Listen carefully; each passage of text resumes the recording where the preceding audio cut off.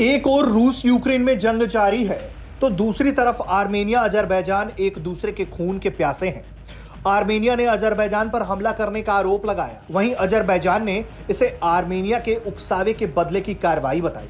Armenia के PM ने इन आरोपों को खारिज किया है। दोनों देशों में फिलहाल संघर्ष विराम पर सहमति तो बन गई है, लेकिन महज 2 दिनों में ही ये देश भीषण जंग के लिए आमने सामने थे और इसी 2 दिन में 155 सैनिक मार दिए गए।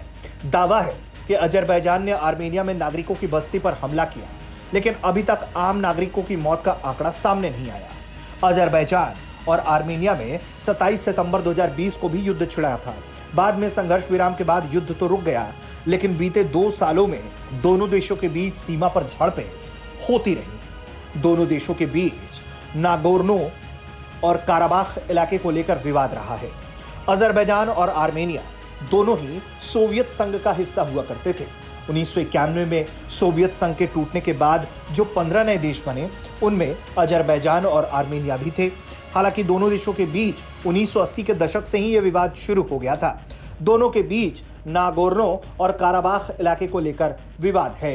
इलाके पर कब्जे को लेकर दोनों देशों के बीच 4 दशकों से विवाद रहा है। सोवियत संघ टूटने के बाद नागोर्नो काराबाख अजरबैजान के पास चला गया। अजरबैजान मुस्लिम देश है, जबकि आर्मेनिया ईसाई बहुल राष्ट्र है। नागोर्नो काराबाख बहुल इबादी भी ईसाई है।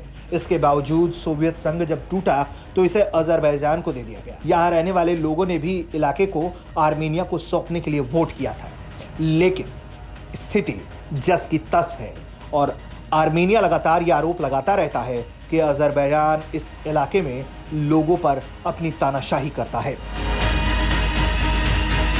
स्थिति अभी भी दोनों देशों के बीच काफी तनावपूर्ण है। आने वाले वक्त में यह झगड़ा और बढ़ सकता है, इस बात का पूरा डर है।